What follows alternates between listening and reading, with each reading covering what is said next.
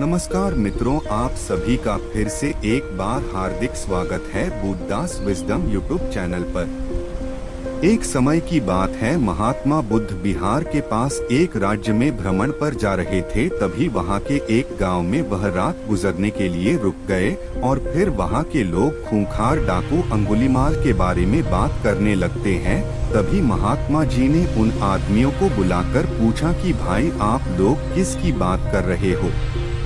तब आदमियों ने बताया कि महात्मा जी, हम डाकू अंगुलीमाल के बारे में बात कर रहे हैं। तब महात्मा जी ने पूछा, अंगुलीमाल कौन है ये? तब उत्तर में उन आदमियों ने कहा, महात्मा जी, वह बहुत ही खूंखार डाकू है जिसने अपनी दहशत से लोगों को परेशान कर रखा है। वह डाकू उसके इलाके में जाने वाले राहगीरों को लूटता है और यहीं पर उसका खूंखारपन खत्म नहीं होता। वह लोगों के उंगलियों को काट लेता है और फिर उनकी माला बनाकर अपने गले में पहनता है। तब महात्मा जी ने बड़ी शालीनता से पूछा कि अंगुलीमाल डाकू मिलता कहाँ है? तब उन लोगों ने जवाब दिया कि वह यहाँ से कुछ दूरी पर चलकर एक घनघोर जंगल है, वही उस अंगुलीमाल डाकू का बसेरा है। तब महात्मा जी ने कहा, ठीक है, और अपने शिष्यों को बोला कि तुम सब अब विश्राम करो, कल सुबह होते ही हमें जल्दी निकलना है। सुबह हुई और महात्मा जी ने अपने शिष्यों को कहा कि चलो शिष्यों, अब हमें उस जंगल की ओर प्रस्थान करना है। तब सभी शिष्य डर गए और बोले, जंगल की तरफ? लेकिन गुरुजी, वहाँ तो डाकू अंगुलीमाल का वास है, अगर हम वहाँ जाएंगे तो वह हमें मार डालेगा और हमारी अंगुलियां काटकर उनकी माला बनाकर धारण करेगा। तब महात्मा जी बोले कि शिष्यों, कभी भी किसी परिस्थिति में डरना नहीं चाहिए, लेकिन कोई बात नहीं, अगर तुम लोग नहीं जाना चाहते तो कोई बात नहीं, मैं तुमको वहां जाने के लिए बाध्य नहीं करूंगा, जैसी तुम्हारी इच्छा। महात्मा जी जंगल की तरफ प्रस्थान करने के लिए जो ही प्रस्तुत हुए, गांव के लोगों और शिष्यों ने उन्हें बहुत रोका, लेकिन वह नहीं माने और जंगल की ओर चल पड़े। और फिर अंतत वह जंगल पहुंच गए जहां कि अंगुलीमाल रहता था। जब उस डाकू की नजर महात्मा जी पर पड़ी, तब वह महात्मा जी को बड़े आश्चर्यजनक तरीके से देखने लगा और सोचने लगा कि इस जंगल में आदमी साथ मिलकर भी नहीं आते और यह यहाँ अकेला चला आया। तब उसने महात्मा जी से पूछा कि कौन हो तुम? महात्मा जी ने कहा, मैं एक राहगीर हूँ। अंगुलीमाल ने कहा, भाई तुम यहाँ अकेले आ गए हो, तुम्हें पता नहीं मैं कौन हूँ? तब महात्मा जी ने जवाब दिया कि हाँ, तुम भी मेरे ही तरह एक इंसान हो। तब अंगुलीमाल ने कहा कि लगता है तुम इस जगह नए आए हो, तुम्हें शायद मेरा नाम नहीं पता। उसने बड़े शालीनता से कहा। महात्मा जी ने कहा, मुझे तुम्हारे बारे में गांव वालों ने बताया था।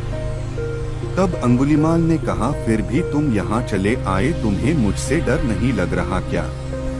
तब महात्मा जी ने कहा कि डर कैसा, मुझे तुमसे क्यों डर लगेगा? तब वह डाकू गुस्से से लाल पीला होकर महात्मा जी को घूरने लगा और कहने लगा कि तुम्हें नहीं पता कि मैं कितना ताकतवर हूँ। मेरे डर के कारण यहाँ अच्छे से अच्छे दिग्गज आने की हिम्मत नहीं करते और तुम यहाँ मरने चले आए हो। तब महात्मा जी ने कहा, ताकतवर में तो तुम्हें ताकतवर नहीं मानता। तब तो गुस्से से लाल आंखें करके वह डाकू महात्मा जी को देखने लगा। तब अंगुलीमाल ने कहा कि तुम्हें नहीं पता कि मैं कितने आदमियों को मार चुका हूँ। मेरे गले में यह माला देख रहे हो, मैंने उन आदमियों को सिर्फ लुटता नहीं हूँ, बल्कि उनके हाथ की उंगलियां को काटकर अपनी माला में पिरो लेता हूँ। यह कहते हुए अंगुलीमाल जोर जोर से हंसने लगा। महात्मा जी मंद मुस्कान के साथ हंसने लगे। तब वह डाकू आश्चर्य से महात्मा जी को देखने लगा और सोचने लगा कि अरे, यह कैसा इंसान है, मुझसे डरने की बजाय यह हंस रहा है। तब अंगुलीमाल ने कहा कि लगता है तुम्हारा मानसिक संतुलन ठीक नहीं है, यह सुनकर तुम्हें सदमा लग गया है। महात्मा जी ने कहा, मुझे कोई भी सदमा नहीं लगा और न मेरा मानसिक संतुलन खराब है। अंगुलीमाल ने कहा, तुम्हें मुझ जैसे ताकतवर डाकू से डर नहीं लग रहा, और यह सब सुनकर भी तुम मेरे सामने खड़े हो, यह उससे भी ज्यादा आश्चर्य की बात है। तब महात्मा जी ने कहा, कौन ताकतवर? तुम तो मुझे सबसे ज्यादा डरपोक लगते हो। इतना सुनते ही अंगुलीमाल क्रोध से तिलमिला गया और उसने अपनी तलवार निकाल ली और महात्मा जी के गले पर लगा दी। तब महात्मा जी ने कहा, मेरी बात तो सुनो भाई। उसने बोला, जल्दी बोल, अब मैं तेरे मुख से और कुछ नहीं सुनना चाहता। अरे भाई, अगर तुम सच में ताकतवर हो तो तुम सिद्ध करो, तब मैं मानूंगा। अंगुलीमाल ने कहा, अच्छा बता, मुझे क्या करना होगा अपने ताकतवर सिद्ध होने के लिए? तब महात्मा जी ने कहा कि तुम्हें वो पेड़ दिख रहा है। अंगुलीमाल ने कहा, हाँ दिख रहा है। तो क्या करना है? उस पेड़ को गिराना है। महात्मा जी ने कहा, नहीं, तुम्हें सिर्फ उस पेड़ से 10 पत्ते तोड़कर लाने हैं। इतना सुनकर अंगुलीमाल जोर जोर से हंसने लगा और हंसते हंसते पेड़ से पत्ते तोड़ लाया और महात्मा जी को देने लगा। महात्मा जी ने कहा, जाओ, अब यह पत्ते उस पेड़ पर वापस जोड़कर आओ। तब अंगुलीमाल हैरानी से महात्मा जी को देखने लगा। तब महात्मा जी ने कहा, क्यों, क्या हुआ? जाओ, जोड़कर आओ इन पत्तों को। तब अंगुलीमाल बोला कि यह कैसे हो सकता है कि एक बार कोई चीज टूट जाए, वह वापस कैसे जुड़ सकती है? तब महात्मा जी बोले, क्यों, तुम तो बहुत ताकतवर हो न, फिर इन पत्तों को तुम क्यों नहीं जोड़ सकते?